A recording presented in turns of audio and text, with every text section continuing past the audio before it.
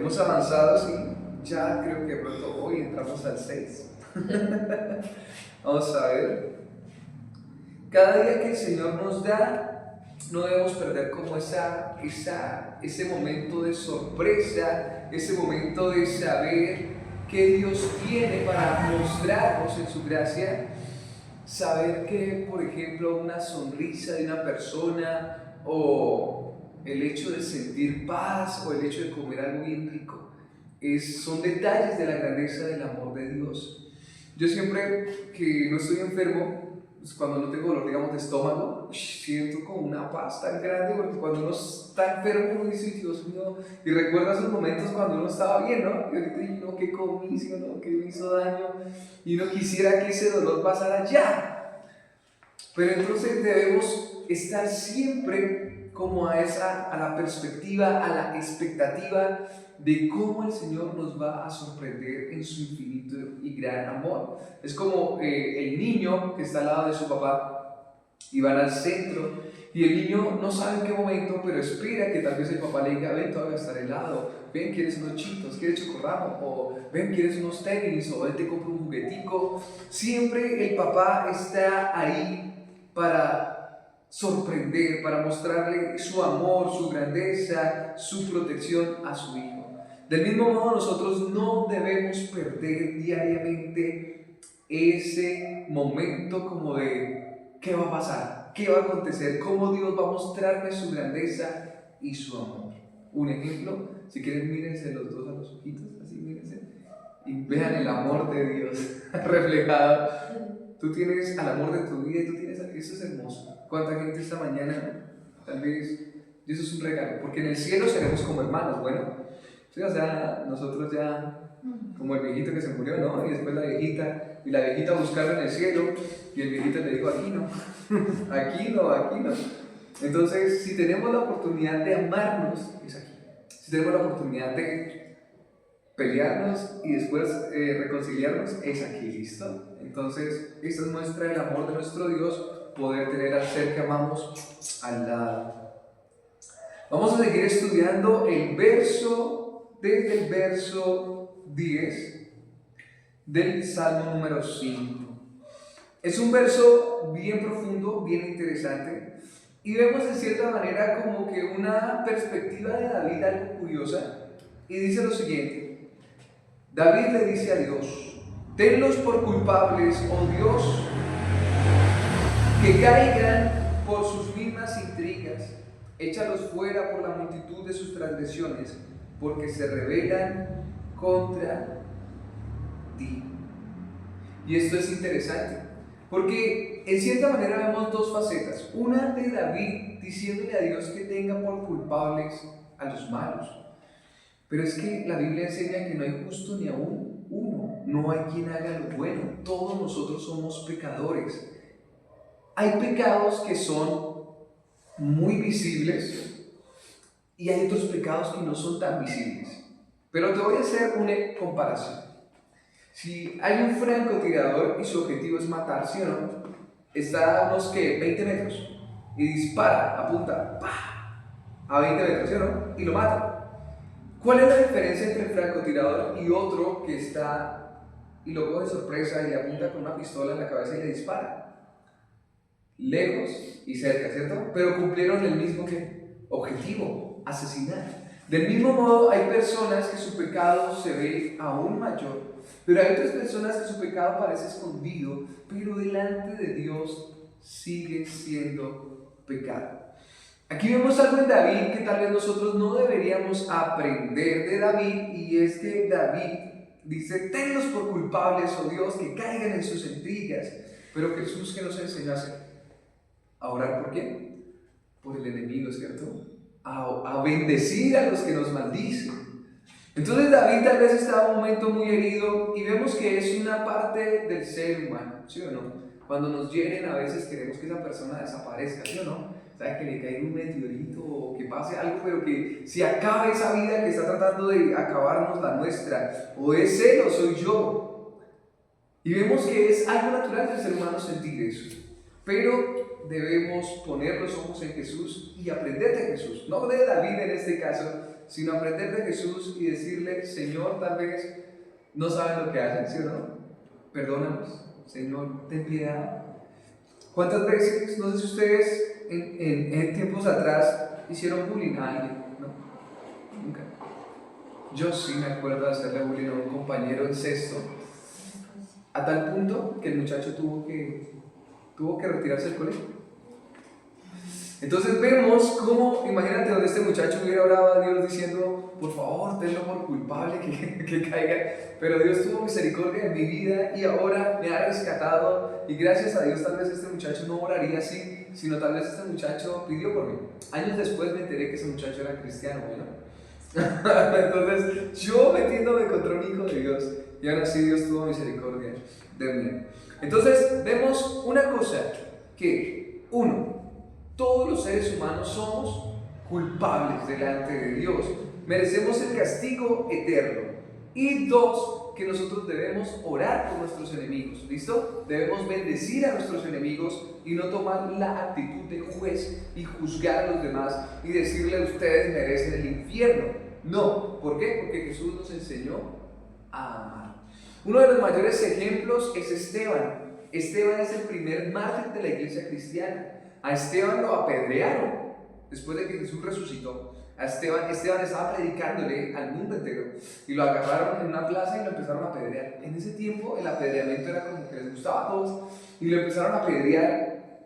¿A ustedes alguna vez les pegaron una pedrada? ¿Alguna vez? A mí sí me pegaron una pedrada en el ojo una vez. ¡Uy, qué dolor! Todavía no se me olvida, así sentí que se... Y ahora morir apedreado es terrible. Pero cuando estaban apedreando a Esteban, la Biblia dice que Esteban miró al cielo y vio a Jesús al lado de Dios. Y llegó y dijo, o sea, no solamente lo vio, sino que dijo, miro el cielo abierto y veo a Cristo a la diestra de Dios. Y eso enfureció más a la multitud. Y cogieron, yo creo que agarraron los bloques y lo iban a acabar. Y Esteban dijo a la multitud, o sea, en oración, dijo, Padre, no les tomes en cuenta este pecado. ¿A quién les recordó Esteban a la multitud? A Jesús. Que Jesús cuando estaba crucificado en la cruz dijo, Padre, perdónanos porque no saben lo que hacen. Entonces esa debe ser nuestra actitud. Tal vez tenemos presente que sí sentimos dolor como David, y tal vez a veces sí queremos que nuestros enemigos sean destruidos, así pulverizados, como en algunas películas de Marvel que tienen como un desintegrador de partículas, ¿no? Y medio los tocan y se desintegran. A veces quisiéramos que los que nos hacen daño pasaran por ese proceso de desintegrarlos, pero no, debemos seguir a Jesús y debemos seguir su ejemplo y debemos orar por los que nos maldicen. Es verdad, podemos sentir eso. Por ejemplo, en el hospital, tal vez una enfermera te miró mal, te empujó, ¿se va a entender? Y tú, uy, esta no sabe lo que estoy pasando, ¿sí? Pero debemos orar, debemos seguir el camino que nos ha trazado Jesucristo el Señor. Y dos, tenemos claro que todos son culpables. No hay justo ni aún uno. Nadie. O sea que desde el vientre, papá, encárgate de decirle a Tara, arrepiéntete de tus pecados, cree en el Evangelio y sigue a Jesucristo. ¿Listo? Desde chiquita, lo han dicho cuando es una bebé, predica el Evangelio. ¿Listo? Ella necesita a Jesús. ¿Listo? Así es una bebecita, ella necesita a Jesús. No hay ningún justo. David sigue diciendo que caigan por sus mismas intrigas. Wow, yo nunca me he enterado de que alguien hubiera tramado algo contra mí. O sea, que haya puesto trampas para que yo cayera en ellas. No sé si a ustedes de pronto les ha pasado y se hayan enterado de alguien que haya puesto trampas. Pues tal vez, no sé. Pero aquí David dice, por favor, que ellos caigan en sus trampas. Obviamente, hemos visto películas donde pasa eso, ¿no? Que el malo pone una trampa al personaje y algo pasa y el malo cae en su misma trampa. Pero en este caso, otra vez vemos dos paralelos de los cuales debemos aprender y de los cuales uno no debemos seguir y otro debemos seguir. El primer paralelo es que David está deseándole el mal a ¿quién? A su enemigo, ¿sí o no? Primero dice el Señor, cúlpalos. Y después que caigan en sus trampas.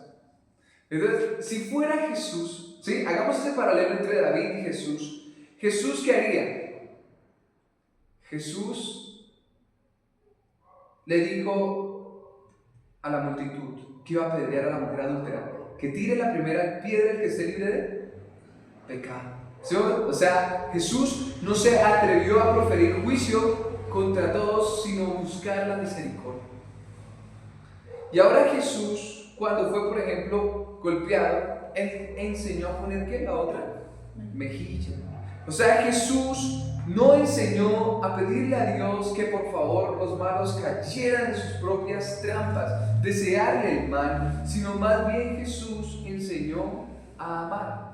Por ejemplo, cuando estaban en la última cena, Jesús le dio de comer a Judas Iscariote, ¿sí?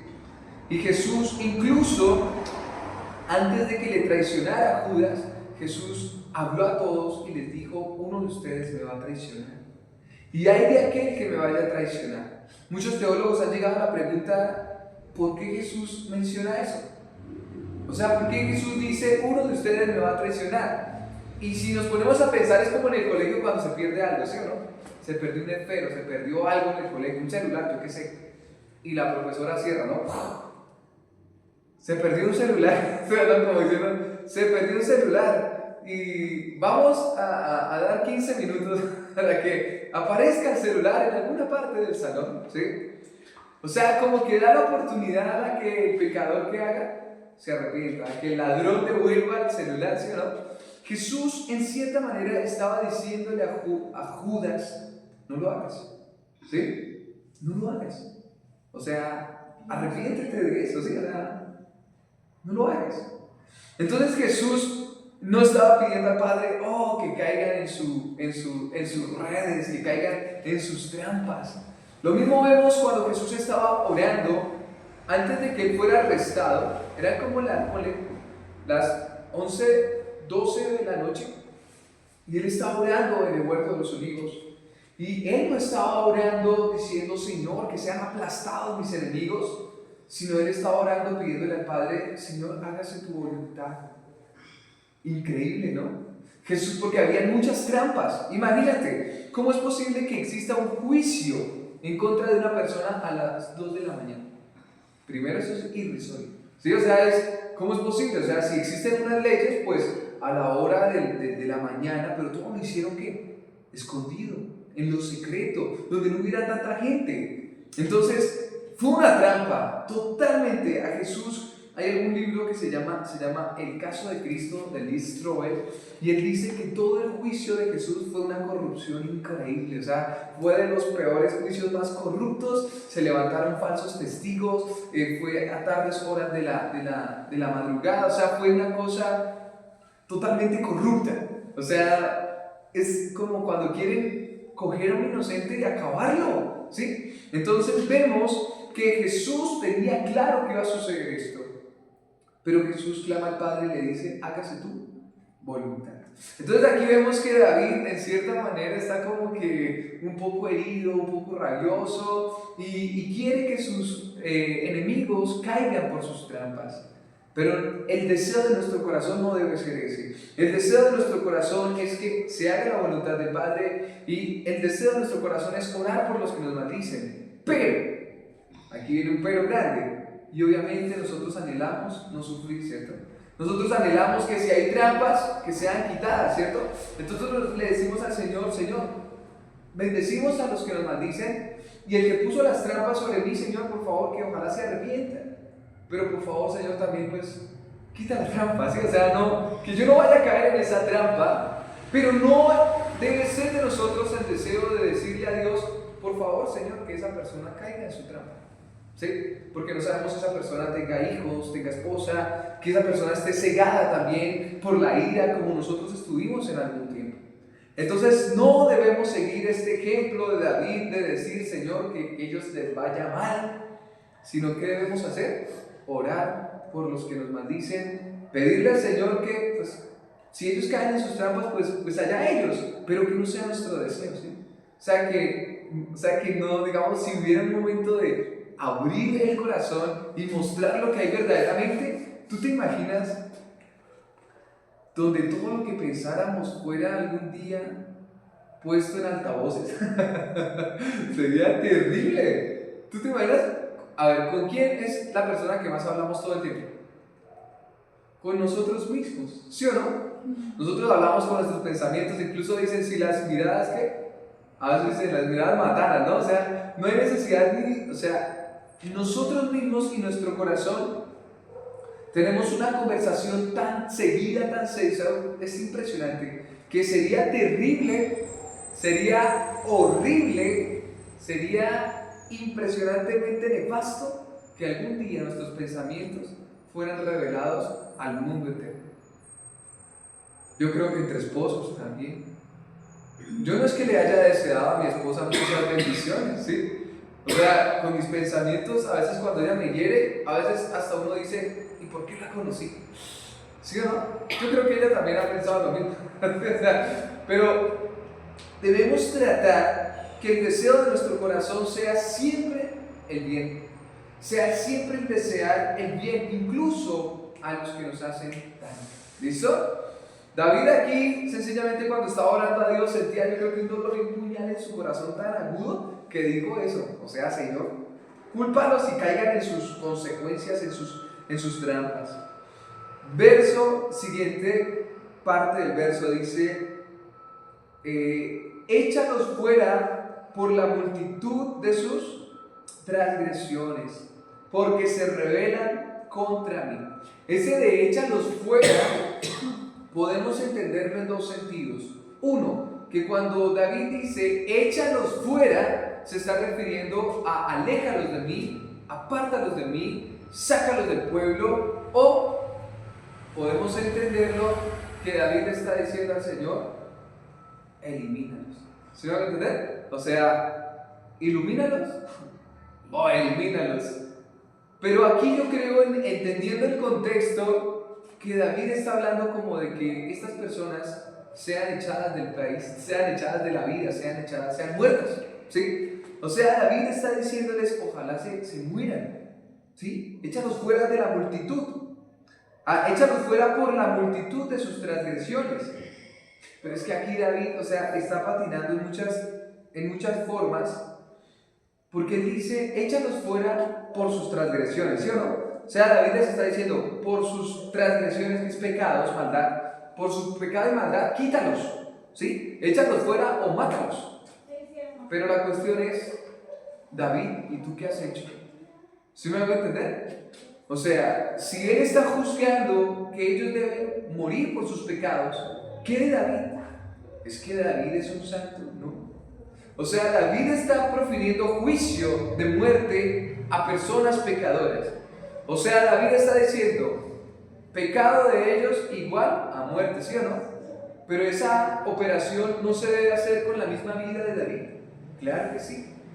Entonces, David está señalando, es como el ejemplo que es clásico, que dice que cuando tú señalas a una persona así, ¿sí o no? La estás señalando con 2 dedos, ¿sí o no? Pero ¿cuántos apuntan a ti? 3, ¿sí o no? Te están apuntando a ti. Entonces, del mismo modo que David está juzgando a los demás, o sea, como Jesús dijo, con la vara que medís, serás medido.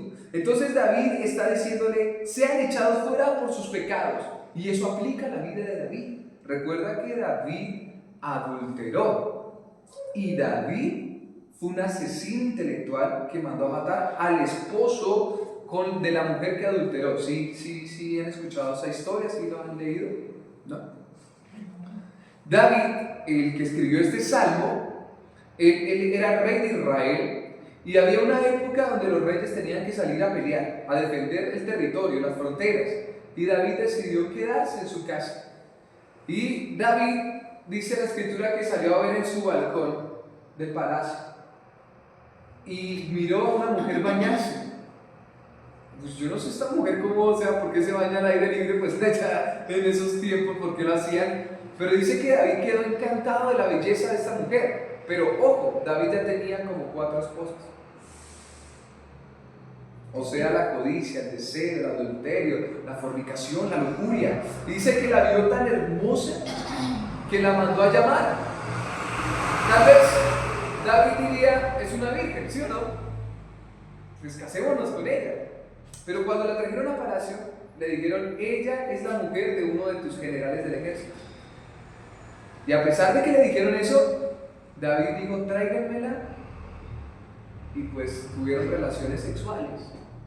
O sea, mira todo lo que David hace, o sea, qué error tan brutal. Yo digo, wow, uno con una esposa, o sea, uno dice, uno con una esposa, uno dice, Dios mío, o sea, es tarea, o sea, es una tarea grande poder hacer feliz a la esposa, ¿sí o no? Es una tarea grande, pero es bonita. Pero yo digo que para un hombre, o sea, una esposa es suficiente. Yo pienso así, sí. David tenía 4 esposas y quiso quitarle la esposa a uno de sus fieles soldados, y así lo hizo y tuvo relaciones. O sea, a pesar de que le dijeron, David, ella está casada y con uno de sus amigos, bueno, ya a él no le importó. Entonces aquí podríamos salirnos un poco del tema y decir qué peligrosa es la lujuria, qué peligroso es la tentación. Suena un poco feo, carnal, una palabra de carnicero o de mexicano, carnal, pero es mejor a veces decir no que salir corriendo. ¿Cómo así? Es mejor decirle a una persona no, digamos una chica que te diga, o un chico, ven, te invito al cine a mi casa. Es mejor decirle no a estar en la casa, ¿sí o no? Y salir corriendo. O sea, siempre es mejor decir no. Y más cuando es la tentación, digamos, en este caso del sexo opuesto. O sea, debemos ser muy sabios, porque si a David le pasó, no solo a David, a mucha gente le ha pasado, ¿sí? Pero no podemos ser como tan, ¿cómo se dice eso? Como tan sin entendimiento, como tan, digamos, llegar al nivel de tontos, de hacernos los tontos y decir que la mujer, ¿sí? Dime. Sí, o sea, como tan, ay, no sé, o sea, si llega una mujer y te abraza, hermano, ¿sí o no? Pues uno ya sabe qué intenciones tiene, porque lo aprieta uno fuerte y no, ¿sí? O que empieza uno a decirle cosas, a tocarle el hombro. O sea, uno de hombre se da cuenta, al igual que la mujer, o sea, uno sabe qué intenciones tiene la otra persona. Entonces nosotros debemos siempre correr de eso, ¿sí me van a entender? Huir a eso. Porque nadie está exento a caer. ¿Sí me van a entender? Es muy difícil que tú estés viendo una película con una persona del sexo opuesto que no es tu esposo, ¿sí? Y tras del hecho de pronto está guapo. Y ahí empieza el enemigo a hablarle al oído, ¿no? Y uno piensa que son personas, mire cómo huele de rico, mire que es todo guapo, mire que no hay nadie. ¿Sí me van a entender? O lo mismo la mujer. Y puede que tú ni siquiera busques, pero esta otra persona te asedia, esta otra persona te casa. ¿Sí me van a entender? Y uno queda. Entonces, nos salimos un poco, pero aprendemos de David. ¿Qué hizo David? David durmió con ella. Pues David le parece que enseña que fue una vez. Pero imagínense que a los 2 meses volvió la chica a llamar a David. Y no precisamente para tener relaciones, sino para decirle, estoy embarazada. ¿Sí me van a entender? La embarró, porque tú dices, bueno, tuve relaciones con ella y nadie supo. Listo. ¿Sí? Pero en este caso hay un problema, y es que ella quedó embarazada, o sea, que iba a ser algo público. Y no pudo haber sido con el esposo, porque el esposo estuvo en guerra por más de 3 meses. O sea, no había dormido con ella y él va a decir, venga, ¿cómo así? Hace las cuentas, ¿sí o no? Y nace a los 6 meses, ¿y qué pasó? ¿Sí o no? O sea, no son 9. Entonces, vemos que David estaba metido en un problema terrible. ¿Y cómo quiso solucionarlo? Mandando a matar al hombre. Entonces, ¿cómo fue? Miren que David es bien terrible, sagaz. Uno oiga para pecar, sí que es terriblemente sagaz, ¿no? Entonces David dijo, bueno, ella está embarazada, tengo que hacer que el esposo y ella duerman para que le echen la culpa al man de que es normal, un hijo de él. Entonces mandó a llamar a Urias, de la guerra se llama Urias, y le dijo, venga y le voy a dar la noche libre, vaya y duerma con su esposa. Y Urías iba saliendo del palacio y dijo, pero yo por qué, todos mis compañeros en guerra, yo voy a cuidar el palacio.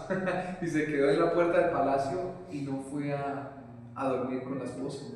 Y así pasaron 3 veces y David era a decirle, vaya, tiene un día libre, vaya, a regañarlo.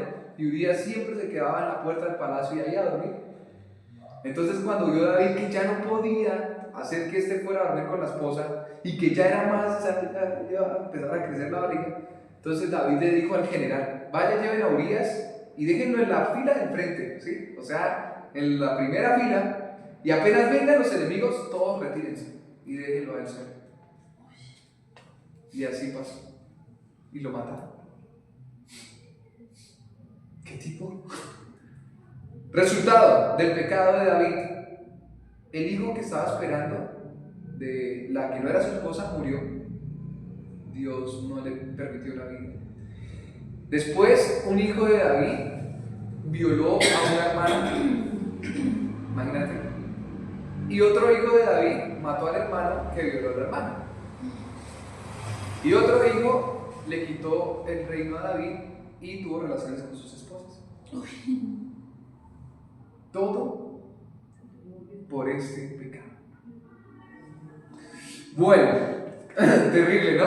Entonces David en este punto, yo creo que, no sé por qué él está otra vez señalándolos, que caigan en sus trampas, son pecadores, que mueran porque son pecadores, pero no se daba cuenta lo que él estaba haciendo y lo que él es. Entonces nosotros debemos confiar en el Señor, en su misericordia.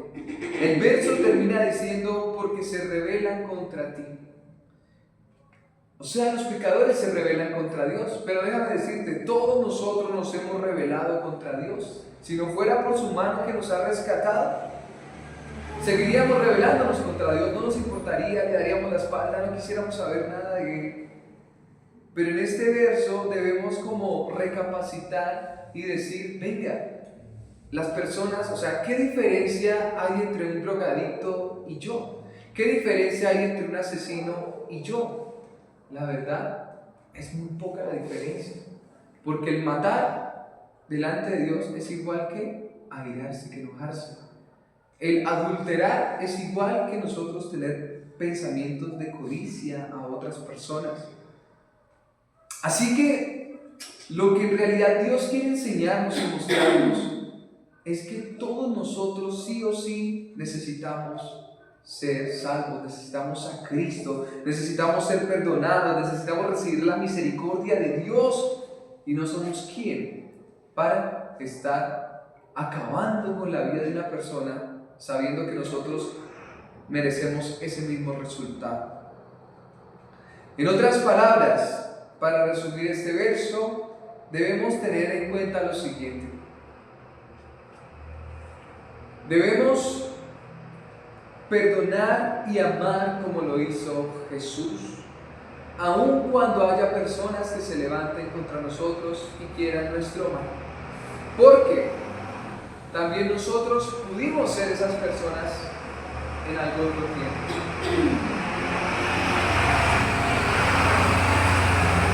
Debemos tener claridad y saber que los pecados de nosotros cometidos al prójimo también son pecados de nosotros cometidos al prójimo. Recordemos que el Señor es justo. Y una vez más yo repito mucho esto porque el pecado, Satanás no quiere que nosotros seamos conscientes de esto. ¿Con cuántos pecados perdieron Adán y Eva el paraíso? Satanás no quiere que tú seas consciente de que eres pecador y de que tus actos te llevan al infierno. Él quiere hacerte mostrar como si fueras una persona normal. O sea, yo no, ¿culpable de qué? Yo no. Los demás son culpables, como David decía acá, los demás son transgresores, se rebelan contra ti. Y yo digo, ¿y David, tú qué hiciste? Tú no te rebelaste contra Dios. Tú estás juzgando en esta condición. Como dice, no digas de esta agua no beberé. ¿Se me va a entender? tenemos que tener esa claridad de que así como nosotros necesitamos al Señor, estas personas también lo necesitan. ¿Listo? Que nosotros pudimos haber sido estas personas, pero que por la misericordia de Dios no lo somos. Pero que estas personas en un futuro pueden ser rescatadas de la misma manera que nosotros lo fuimos. ¿Listo? Entonces, de este verso, que lo leo una vez más para terminar: tenlos por culpables, oh Dios, que caigan por sus mismas intrigas, échalos fuera por la multitud de sus transgresiones, porque se rebelan contra ti. Vemos que es un verso tal vez que David hirientemente quiso decir: destruye a esta gente. Pero en ningún momento vemos la misericordia de Dios ahí en David, ¿no? Que David hubiera dicho: cámbialos, transfórmalos, dale otra oportunidad. Yo escuchaba a mucha gente hablar mal del presidente. Bueno, no solo de este, de muchos presidentes, ¿sí o no? Que ojalá. Pero no he escuchado a muchos que digan: y ojalá, ¿qué tal este presidente crea en Jesús? ¿Qué tal este presidente cambie? ¿Qué tal este presidente? ¿Sí vamos a entender? Siempre es querer acabar a todos, pero nunca vemos tal vez esa esperanza de que esta persona pueda ser diferente. Recordemos que para Dios no hay nada imposible. Y Dios puede transformar hasta el más vil asesino en un predicador del Evangelio. Entonces,